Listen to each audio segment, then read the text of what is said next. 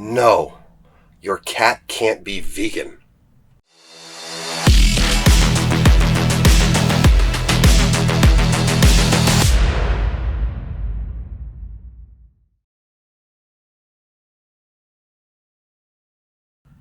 Hey there guys, my name is Tyler and welcome to my Ty Talk. Thank you all so much for continuing to watch these videos and I hope you find them helpful. If you do, don't forget to like, share, and subscribe for more content to help you be better. Knowingly and willingly is an important concept in law. It can help establish the mindset of an individual based on his or her actions. This is used when someone has done something wrong. That's why the police ask you, well, do you know why I pulled you over? Do you know what the speed limit is? This is them trying to establish whether or not you knowingly and willingly committed the act. This is a massively important concept brought into your everyday life, and it can help you to determine who you should and should not be listening to. Let's take a look at the matrix of knowingly and willingly here. As you can see on the left side, we have unknowingly and knowingly, whereas on the top, we have unwillingly and willingly. These categories intersect, giving you four distinct areas. Depending on where someone lands in them, that will determine how you treat them. Now, in all four of these cases, keep in mind that someone has done something wrong. That's when you should be using this matrix, when someone has done something wrong to you. The first box in the top left is unknowingly and unwillingly. This is basically an accident. Now, I don't believe that accidents just happen. I believe that accidents happen when someone is doing something wrong. The accident may not be severe, and that part's fine, but an accident is still the result of someone doing something wrong. If things are going properly and are accident-free, then nothing went wrong. That means we can in fact minimize accidents in our lives by doing things right. But back to the topic. Unknowingly and unwillingly is basically an accident. I was involved in a car accident. I was stopped in the middle of the road waiting behind someone that wanted to turn left. They were waiting for traffic to pass so they could turn. Meanwhile, someone stopped behind me, and now both of us are waiting. A third driver decided to do something wrong and not drive properly. She crashed into the guy behind me, who was pushed into me. So his car did in fact crash into mine, but he did so unknowingly and unwillingly. He did not intentionally try to run into me, and his car's actions weren't being governed by him. The woman that smashed into him caused him to smash into me. Because of this, he's not at fault, and I shouldn't treat him as if he was at fault.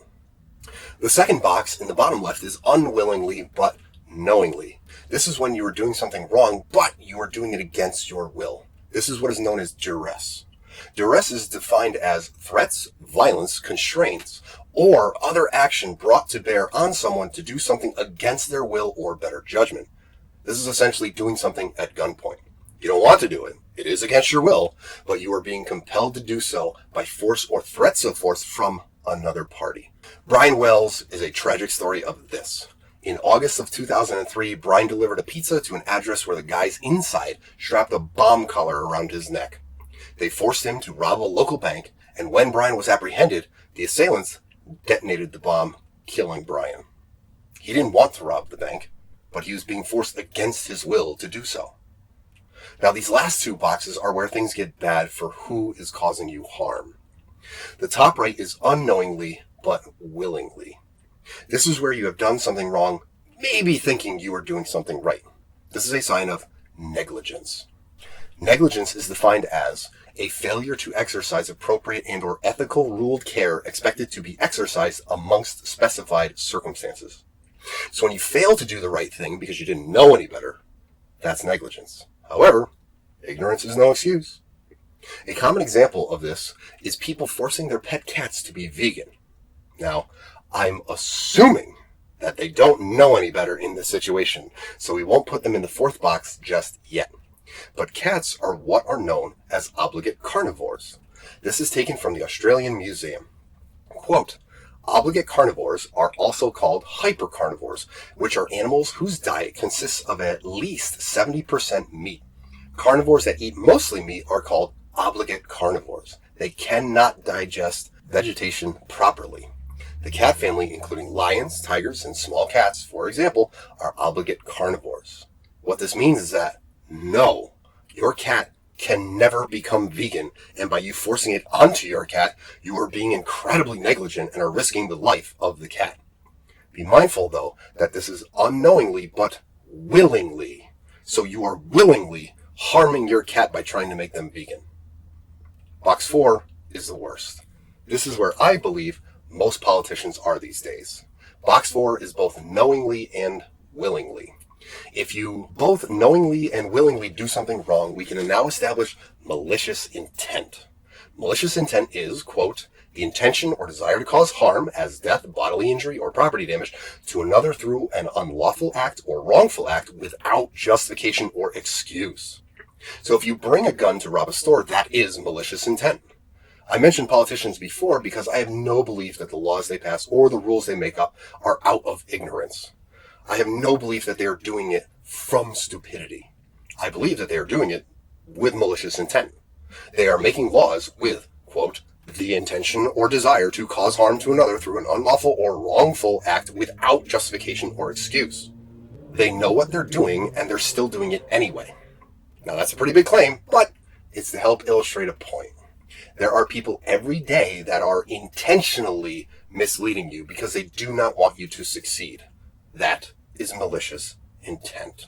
These are not people that you should be listening to. You should never listen to people that are knowingly and willingly trying to make you worse. Again, you are under no obligation to listen to me. My message is simply that I want you all to be better.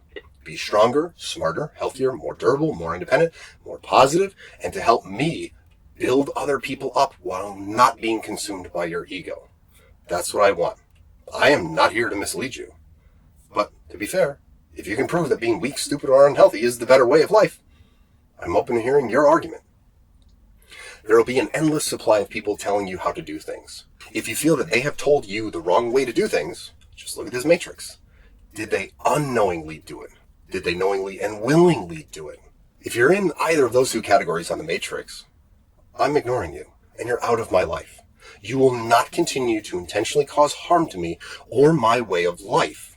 And I encourage all of you to do the same. Stop listening to people that are acting with malicious intent against you.